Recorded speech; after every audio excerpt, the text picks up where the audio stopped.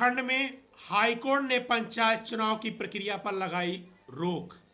दोबारा होगा आरक्षण, हाईकोर्ट ने दिया फैसला। जैसा साथियों आप लोगों को हम बताना चाहते हैं कि उत्तराखंड में हाईकोर्ट ने पंचायत चुनाव की प्रक्रिया पर रोक लगा दी है। हाईकोर्ट के रोक के बाद अब फिर से आरक्षण की प्रक्रिया शुरू की जाएगी। एडवोकेट दुष्यंत मनाली ने बताया कि नैनीताल हाईकोर्ट ने मंगलवार तक उत्तराखंड में चुनावी प्रक्रिया पर रोक लगा दी है। उत्तराखंड में त्रिस्तरीय पंचायत चुनाव को लेकर के अधिसूचना जारी कर दी गई है, जहां तक 25 जून नामांकन प्रक्रिया होने का ऐलान किया गया था। आचार संहिता भी लागू कर दी गई थी। इन सब तैयारियों के बीच नैनीताल हाईकोर्ट ने यह आदेश दिया कि नैनीताल हाईकोर्ट ने रिजर्वेशन पर स्थित स्पष्ट नहीं होने की वजह से रोक लगा दी।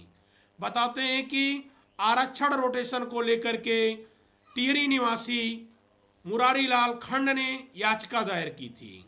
याचिका ने पंचायत चुनाव के लिए नए आरक्षण रोटेशन को गलत बताया गया।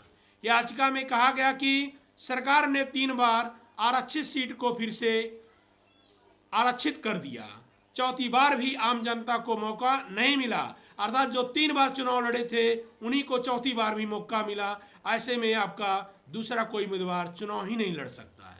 याचिका में क्या है? हाईकोर्ट ने इस संदर्भ में राज्य सरकार से जवाब मांगा। खुद सरकार ने कोर्ट से 24 जून तक का समय मांगा, लेकिन उससे पहले चुनाव के तारीखों को ऐलान कर दिया। याचिकाकर्ता ने सवाल उठाते कहा कि जब तक मामला कोर्ट में है, विचाराधीन है, तो आप किस आधार पर चुनाव का कार्यक्रम घोषित किए। बागेश्वर निवासी गणेशदत्त कांडपाल व अन्य ने याचिका दायर कर कहा कि सरकार ने 9 जून 2025 को एक आदेश जारी कर पंचायत चुनाव के लिए नई नियमावली बनाई थी। साथ साथ 11 जून को आदेश जारी कर अन्य पंचायत तक जो है चुनाव के लिए आरक्षण रोटेशन को शून्य करते हुए इस वर्ष से नया रोटेशन लागू करने का निर्णय लिया।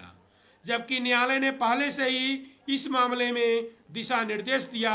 याचिकाकर्ता के अनुसार आदेश से पिछले 3 कार्यकाल से जो सीटें आरक्षित वर्ग में थी वही सीटें आपका चौथी बार भी आरक्षित की गई।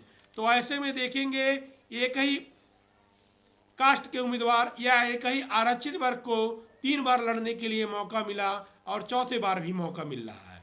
सरकार की ओर से यह बताया गया कि इस तरह के कुछ मामले एकल पीठ में भी दायर हैं। जबकि याचिकाकर्ता के अधिवक्ता ने कहा कि उन्होंने खंडपीठ में 9 जून को जारी नियमों को भी चुनौती दी है।